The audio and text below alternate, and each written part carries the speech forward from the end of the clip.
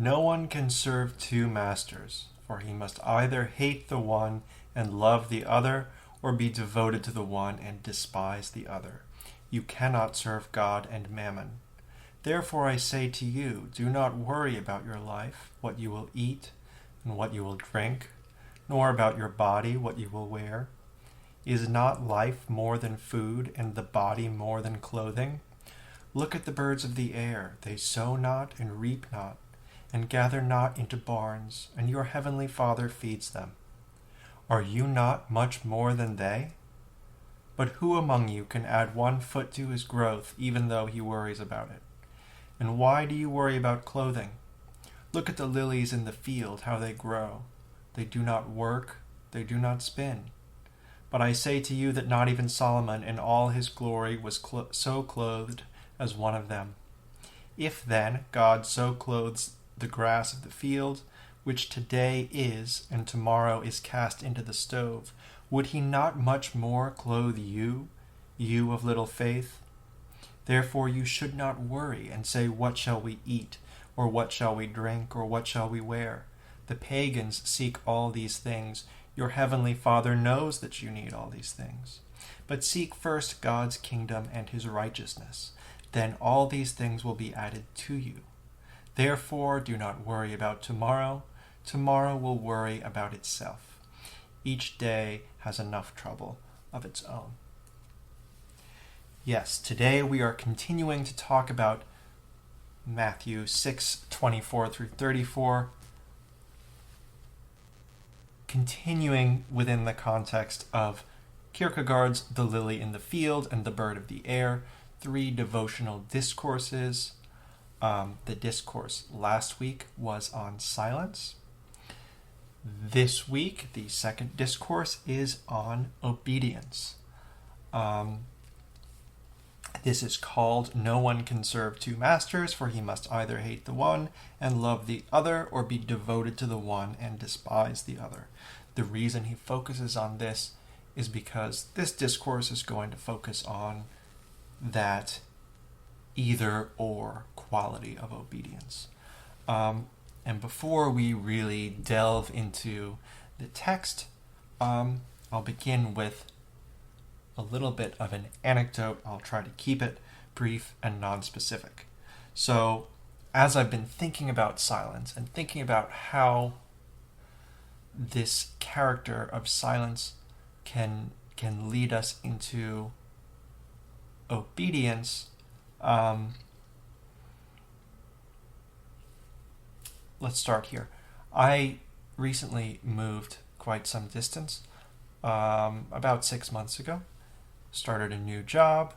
It was kind of in a transitional phase, and initially it was all intended to be a sort of temporary stop along the way.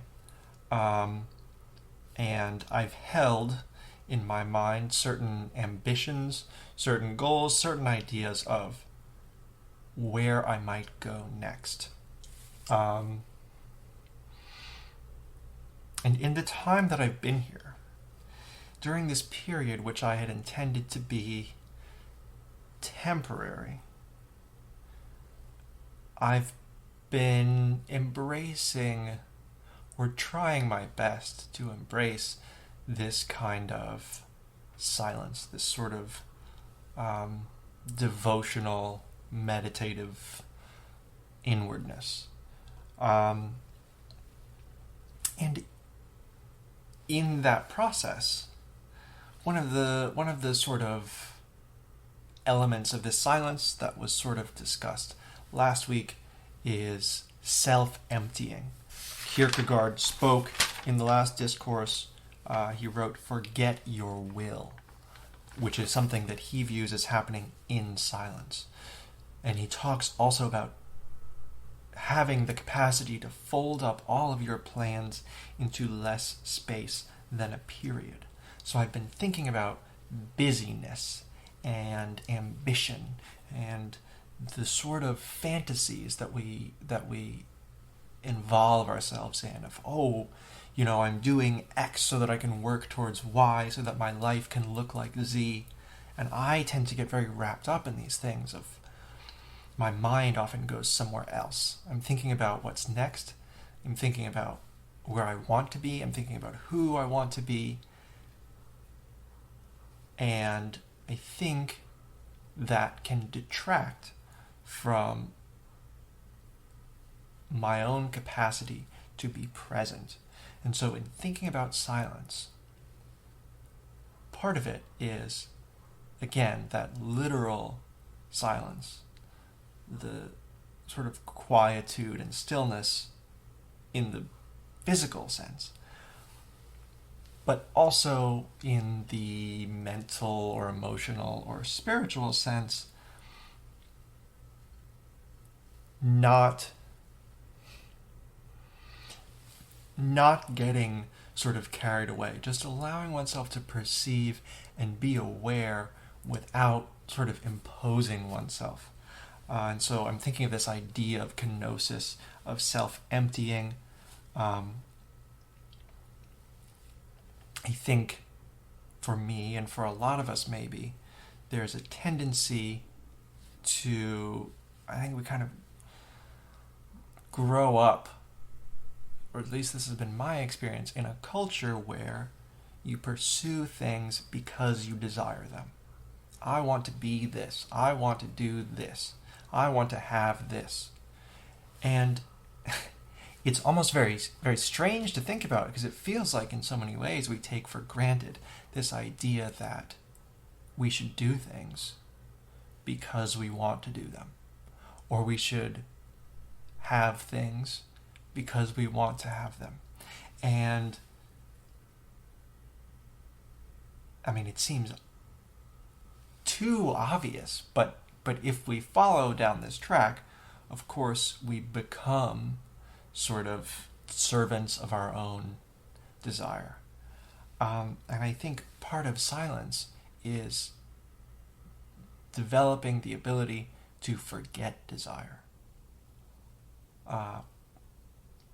And to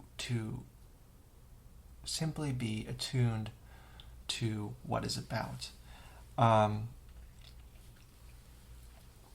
I think too about this sort of dialectic of earnestness and jest, right? So I think one of the elements of ambition is it can be sort of conceited. It can be pretentious. It can be self-important. And I think my own ambition has all of those qualities. And so when I think about jest in the Kierkegaardian sense, I'm thinking about keeping in mind that before God, all of your ambition in the sort of final calculation is next to nothing, right? The things that we can actually do in this world are so sort of minuscule. And so being able to treat them with a seriousness, a weight, and an importance while recognizing their inherent smallness at the same time. It's not quite a contradiction, but it's this, you could maybe call it a balance. I don't know that that's the right word, but you hold to these two ideas at the same time. And I think this ties into the idea where you work to sort of quiet your own ambition, your own desire, and be prepared to listen for the voice of God. That leads you into obedience, because only when you are silent and able to hear the voice of God can you do God's will. So he begins this discourse talking about that either or. The either or for him here is either God, as he says, either God or, well, then the rest is unimportant. He also holds it up as a love-hate dichotomy. And when he talks about love and hate, he brings up this idea that for us, in human terms, love and hate are very far apart. And when we think about other people that we know, we might be able to think of people who we don't either love or hate. We imagine that there's all of this space in between love and hate. And he envisions it as being not so with God. Either we are unconditionally obedient or we are disobedient. There's no, he'll get later into this idea of half measures. That's not a way to be with God. It's not a possibility. You fully embrace God and become obedient to God, or else you despise him. And the analogy that he uses is really cool, I think. So again, going back to silence, he imagines that silence as a vacuum. And so he gives this image of how in a vacuum, if something falls, it falls much quicker because there's no air resistance, right? So that air resistance is the third factor that interferes with the fall, that slows it down. And in the silence, the solemn silence that occurs before God, there is no third factor that can keep loving and hating at a delaying distance from each other. The two become joined. There's no space between them. So, he says, if you are not unconditionally obedient in everything, then you do not love him. And if you do not love him, then you hate him. And this is, this is extraordinarily challenging. And I think one of the difficulties of having and embracing and developing a subjective experience of faith is a tendency to be tempted to let ourselves off the hook, so to speak. To recognize that maybe our faith demands certain things of us, but in recognizing our own imperfection, we sort of make space for disobedience. And if we make that space, if we allow that space, if we're not really self-critical and serious about our faith, that space grows. And so I think it's very important that we're recognizing obedience as unconditional, because if, people talk about cherry picking when it comes to faith, that's something people like to discuss a lot. And I think we have to recognize that what our faith demands of us is complete adherence, not merely when it's convenient, not merely when it's pleasant, not merely when it serves our earthly interests. He says, too, that one teaches obedience by being obedient, whereas we often think of students as sort of existing in a role characterized by obedience. He places teachers. He places us as teachers in that role. If we are obedient, if we demonstrate obedience, that is how we teach. Now, one of the things, and we'll he gets into this more at the end, but his approach in all three of these discourses he's in a sort of poetic mode, right? So it's not a purely rational discourse. And what he will get into at the end of this particular section is the idea that obedience leads into understanding rather than following from it. So in the gospel, with this image of the lily and the bird, we are being drawn into obedience not through some kind of rational argument, but through the power of the imagery itself, right? And so I'm going to read a section where he talks about seeing obedience in nature. And you can hear that he's writing with a real sort of poetic quality that is not argumentative. He's not following a train of reason.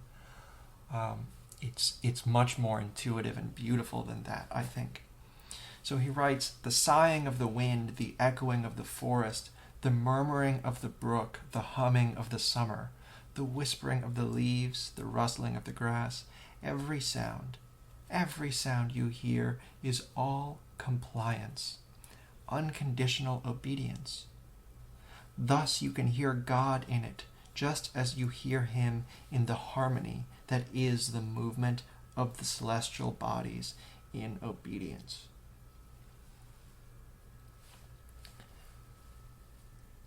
Okay, so one of the problems that I have here, that I struggle with, is this separation that seems to me, in a certain sense, to be arbitrary. In other senses, it may not be arbitrary, but at least in part, it seems like an arbitrary distinction that he makes between humans and nature. Because it seems, if you approach it rationally, that he is saying everything that happens in nature is obedience. Just by the very nature of nature, it is all obedience. And yet so much of what we do is disobedience. And that distinction raises in me the question of what would the implications be of Christianity for other beings? What is our relationship to nature? How do we fit in? Or are we... Christianity, so much of it is rooted in this idea of separation from nature.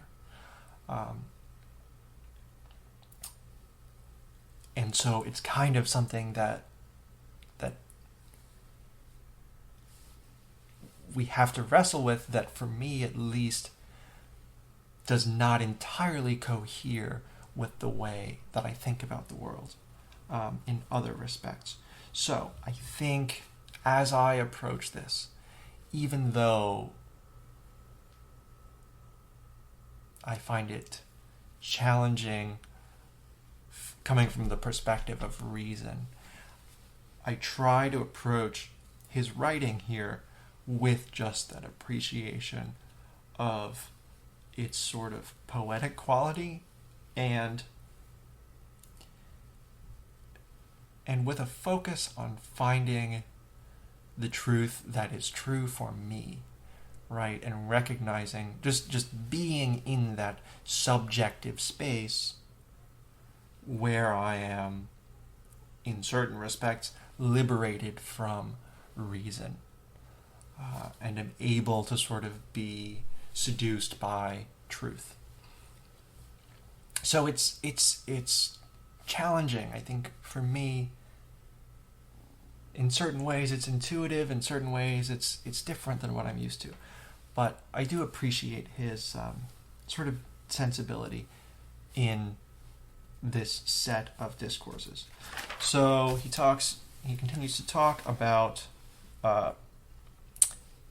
half measures, the importance of total obedience, and I'm going to run through a couple little quotations here because he has some very, very beautiful imagery about the lily that I think is very poignant and really sort of broadly applicable to how we understand ourselves, how we live our lives. Okay. Quote, "If the place assigned to the lily is as unfortunate as possible, so that it is easy to foresee that it will be utterly superfluous all its life, and not be noticed by a single one who could find joy in it. If the place and the surroundings are so desperately unfortunate that it is not only unsought, but is avoided, the obedient lily obediently submits to its conditions and blossoms in all its beauty.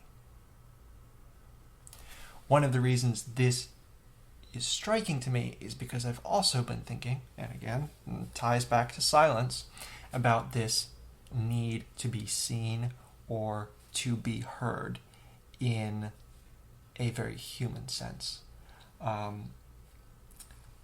Being with others and feeling a need to center myself at times. And it seems like a simple idea, but I think it's very radical to embrace silence in the sense that one says, I don't need to be seen. I don't need to center myself or make intrusions into one space or another. I can simply be in silence and be okay with being unnoticed, if that's what lies in store for me. I think that need to be seen is a very normal feeling, but I think it's something that is worth challenging. What the lily says, what he imagines the lily saying or thinking in these circumstances is, quote, I myself, of course, have not been able to determine the place and the conditions. This is not in the remotest way my affair. That I stand where I stand is God's will. So when I talk about my own silence and my own being in this particular place by what feels like random chance, and sort of allowing myself to lean on others, to embrace others, to really try to see other people, and to be with other people earnestly, I think it comes to, I just love this line, that I stand where I stand is God's will. It's this sense of radical acceptance of, I don't need to go somewhere else. I don't need to do something different. Everything that I could need is with me at all times, is right here in front of me. And I think what silence allows us to do is to see the things that are right before us, to see the people that are right before us, whatever our circumstances might be, to recognize it in a way that we can't when we're caught up in the noise of life, the busyness of life, or the indulgence of fantasy, whatever it might be. So, he says also, only by unconditional obedience can one with unconditional accuracy find the place where one is to stand. And if one finds it unconditionally, then one understands that it is unconditionally a matter of indifference if the place is a dunghill. I love that. Again, this idea of presence regardless of circumstance. Now here, another beautiful, similar image in connection with the lily. Quote, if it happens as unfortunately as possible for the lily that the very moment when it is to blossom is so unfavorable that the lily can with near certainty predict that it will be snapped off at the same moment, so its coming into existence becomes its downfall. Indeed, it seems as if it came into existence and became lovely merely in order to succumb. The obedient lily obediently submits to this.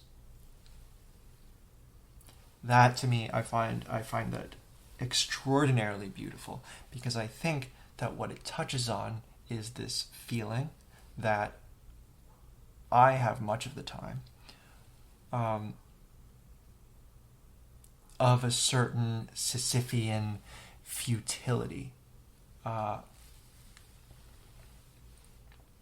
of the sort of struggle of feeling that things are doomed. Part of it might go back to the recognition of the smallness of our own actions and of our own impact. Part of it is the sort of looming presence of death or of suffering or whatever it might be. And here, again, not through any reasoned argument, but just through this beautiful image of the lily blossoming, we can sort of experience and embrace this idea of submission to what will be. And as he writes, quote, "In the lily's place, a human being, or we human beings, would surely despair at the thought that coming into existence and downfall were one, that coming into distance and downfall were one, and then in despair could prevent ourselves from becoming what we could have become, if only for a moment." I love that. We prevent ourselves from becoming what we could have become, if only for a moment. This is where that question of, when we have that question of what's the use, of why bother, here it is. I think in a lot of ways, we can think about existence, or coming into existence and coming out of it, or coming into existence and downfall, as being one, as being united. Call it two sides of the same coin, call it whatever you want. But imagining this blossoming and being snapped at the same moment. And then to hold to that beautiful idea of potential and spiritual potential, even if it's only in a moment, even if it's the briefest moment destined to go unnoticed on this earth. So he says we need to get to the space in which we say, I cannot do anything else. I cannot do otherwise. Now, this is something I think about a lot in terms of the shape, the course of my own life, because so much of what I do, and I'm going to use this word here, the choices that I have made don't actually feel like choices. It feels like I have a sense of responsibility, of duty that may lead me to do X, Y, and Z. It could be a lot of different things. But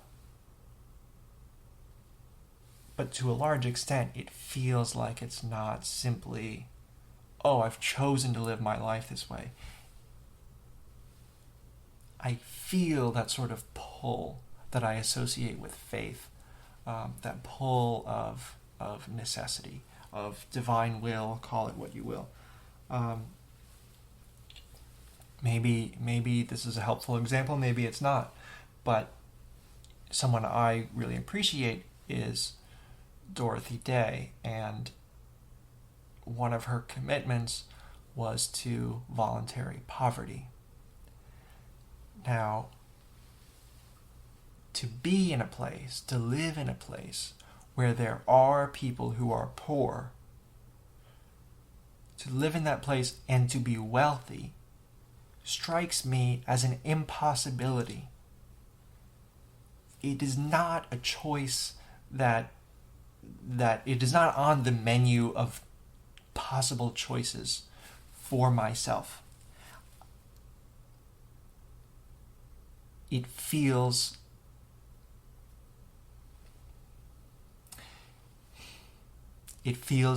like from the beginning it's ruled out. It's impossible.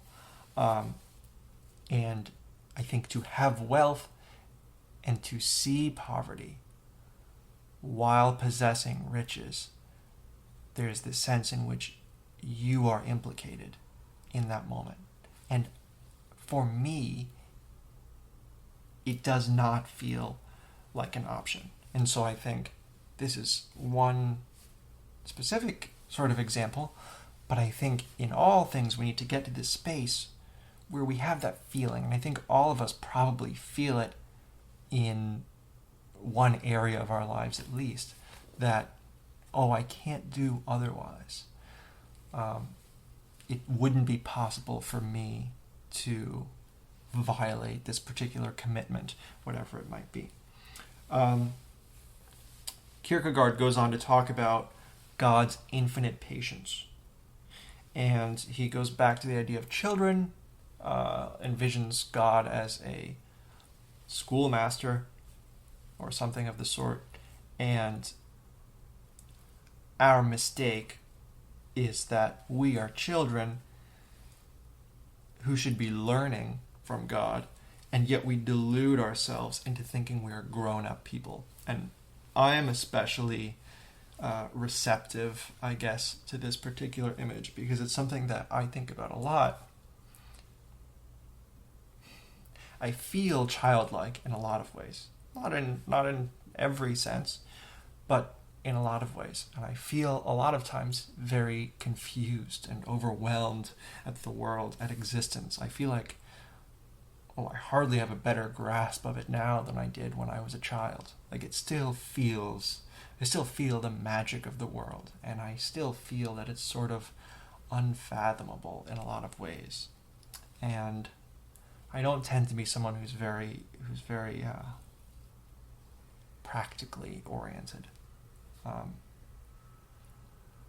And so I feel like in a lot of respects, I don't have my life sorted. I don't feel like I figured everything out, I'm in control. And I think there are plenty of times when I see this very clearly in other people too, and have this recognition of we're all dealing with our faults, we're all dealing with the really minuscule limits of our own knowledge, right? And there's a sort of comfort in that a lot of times the world seems very serious. And that seriousness seems to demand that we know how to deal with it. And I think none of us do.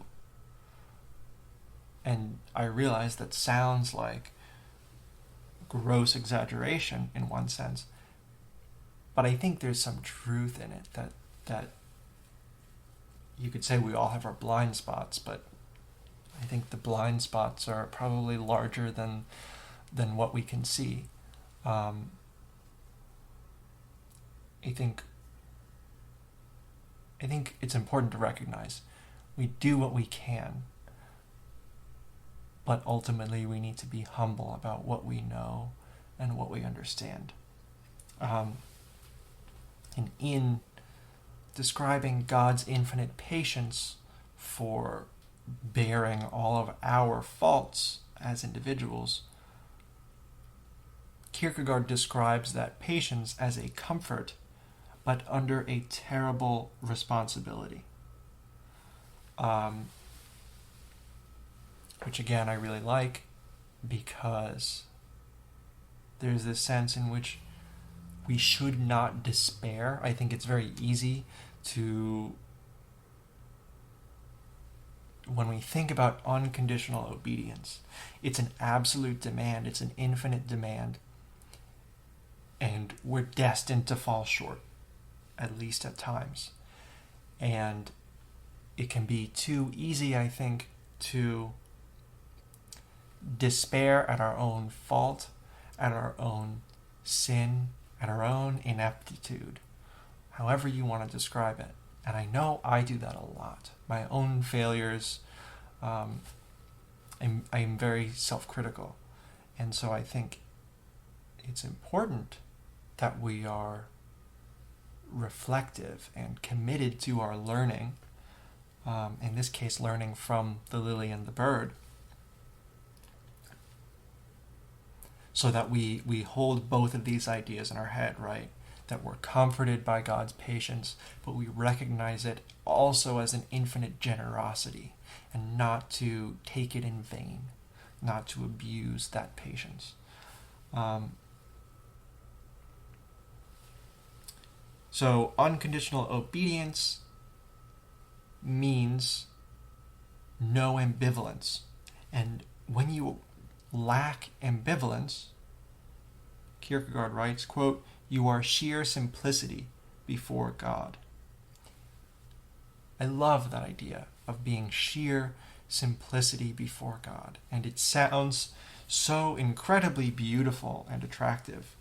And of course, as is my nature, and perhaps yours, probably the nature of a lot of people, I have a great deal of ambivalence about a lot of things, but specifically within the area of faith.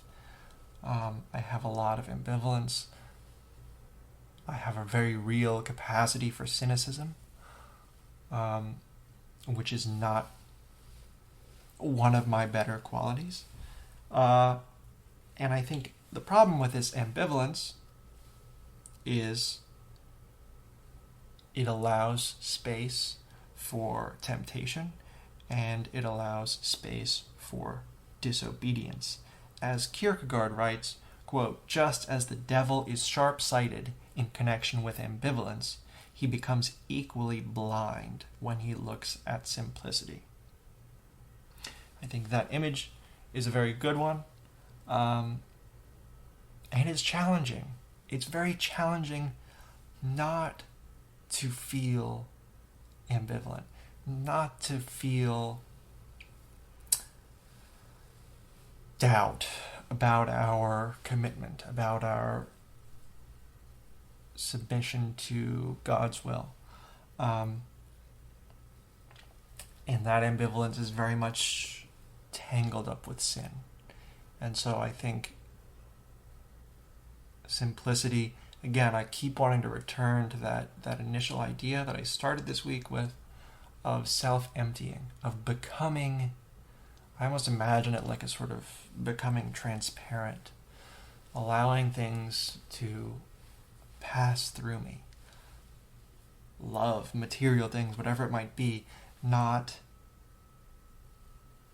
clinging, just in sheer simplicity, being willing to be a vessel of God's will and a vessel of love, and having a sort of generosity that almost doesn't see oneself, where the self can disappear and simply be experienced in relation, right? Self is not I, myself, as an individual, walled off from others in the world, but as someone who finds the experience of being in relation to God and in relation to the neighbor, the people around me, with God as the middle term in all of those relationships. So, as I mentioned at the beginning, here is the idea that Kierkegaard closes us out with. He says that the gospel understands that we do not go from understanding an idea to being obedient, but it's the other way around. Now, I think this is critically important. It's important for this particular discourse, but I also think it's tremendously important for any conversation about faith. That understanding comes out of obedience. And I think this is something that I've spent a lot of time with, that I'm learning through reading Kierkegaard, through my own experiences, but that I think one of the hurdles for me in coming to faith, for so long I was entirely irreligious, was that I could not understand it. I couldn't come to it if I couldn't understand it, and I couldn't understand it. So there was no chance of me becoming a person of faith. And then coming to the recognition that it's lived. It's not something you read and you say, oh yeah, that makes sense, I'll do that. I mentioned last week this idea of throwing yourself off a cliff and instead of falling, feeling held. It's something that's beyond understanding. It's experiential. And so I'll just read here. This is what he envisions the gospel saying to us with the way that it uses the... So, going back to the idea of poetry, of his poetic sensibility here, that's aligned with the way he views the gospel here, right? It's focused on the image of the lily and the bird. It's not rational, it's beautiful. So here's what the gospel says to us in his mind. Quote, "Come, let us go out to the lily and the bird. Look at the lily and the bird. Abandon yourself to this sight. Lose yourself in it. Does this sight not move you? But why is this silence so solemn? Because it expresses the unconditional obedience with which everything serves only one master, turns in service toward only one, joined in perfect unity in one great divine service. So then, let yourself be gripped by this great thought, because it is all only one thought, and learn from the lily and the bird." Now, one of the things I really like about this is it sort of has this element of like a non-dual experience. This understanding of everything as one. And this unity, as we've read in this discourse, is something that can be seen in nature. At least Kierkegaard envisions it that way. We see it that way in the Gospels. So we look to nature for an experience of God, and we sort of see in that unity something beautiful, something seductive. So this is so important because we're getting at truth through the subjective, through experience. We're going out to see the lily and the bird and to learn from them. And if it's challenging for you to take in or to accept what Kierkegaard is writing or what we read here in the Gospels, if it's challenging for you in the same way that it's challenging for me, I would encourage you to just work on this. Work on allowing yourself to be sort of carried away by the subjective, of allowing for subjective experience. I am someone who tends to diminish the value of my own subjective experience. And within the context of faith, I'm learning to appreciate it more and to embrace it more. And I think that is really critical to understanding what he's getting at here. To really allowing ourselves to be moved. And in that feeling of seeing the lily and the bird and being moved by them and the mode of their being, in that experience, in that feeling, lies truth. And we can follow that truth into faith. And again, that faith, what we understand of it, comes through obedience, comes through the lived experience. We cannot have any grasp of Christianity until after we commit ourselves to it. It's not the way that we think about most things. A lot of endeavors in our life, we have to be convinced, oh yeah, I want to do this for reasons X, Y, and Z. That's not the way that Christianity works. It's not the way that faith works. You live it, and in the experience of living it out, you realize its truth. I know that I find it every day since I have really started to come to Christianity in earnest.